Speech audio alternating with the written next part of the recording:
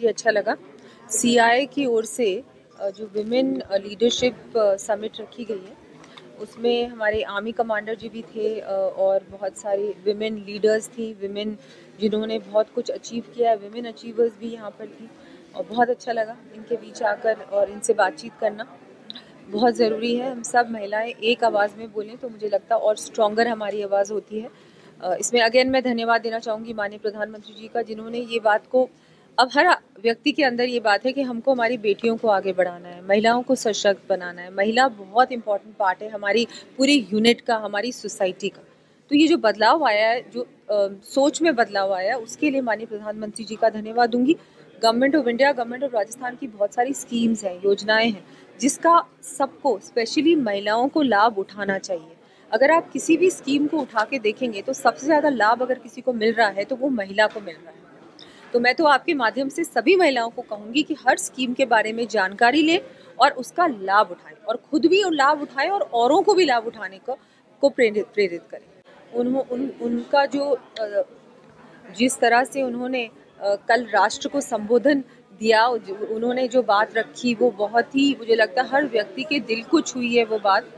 और जिस तरह से प्रधानमंत्री जी देश को लीड कर रहे हैं, देश संकट में आता है तो वो सामने खड़े होते हैं एक सिपाही की तरह। कल उन्होंने जो स्पीच दिया उसमें साफ साफ ये झलक रहा था, दिख रहा था।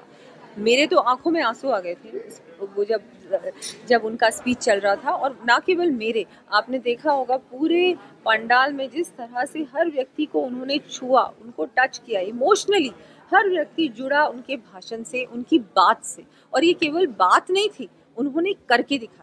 चाहे ऑपरेशन सिंदूर हो, चाहे उससे पहले बालाकोट की बात हो, चाहे उरी की बात हो, कभी भी जब भी देश को संकट आता है तो प्रधानमंत्री जी और हमारी सरकार सामने खड़ी होती है और उस चैलेंज को पूरी तरह से एक्सेप्ट करती है और बहुत सक्सेसफुली उससे आगे बढ़ते हैं हम लोग। ये भी हमने इस बार करके दिखाया। और जिस तरह से एमपीज के डेलीगेशंस पूरे विश्व भर में गए हैं, ऑल पार्टी डेलीगेशंस, ये भी दिखाते हैं कि हम देश एक है, टेररिज्म के अगेंस्ट हम सब एक हैं।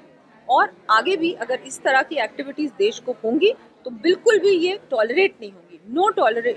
Nobody will tolerate this kind of terrorism or any such activities in our nation. Rajasthan की इस धरती के लिए क्या कहना चाहेंगे, क्योंकि जब बालाकोट हुआ उसके बाद भी प्रधानमंत्री जी ने चुरू में आकर संबोधन दिया, पहलगाम वाले, इसके बाद में उन्होंने बीकानेर में आकर संबोधन दिया और बीकानेर एयरबेस काफ़ी ज़्यादा इंपॉर्टेंट था इस पूरे ऑपरेशन में। तो राजस्थान की इस धरती के लिए आप बिल्कुल उनका बहुत बहुत आभार व्यक्त करती हूँ। राजस्थान की धरती वीरों की धरती है, चाहे वो हम प्राचीन राजस्थान की बात करें या आज के राजस्थान की बात करें। बहुत बड़ा आर्म्ड फोर्सेस में राजस्थान का युवा है, अभी भी है और पहले भी था।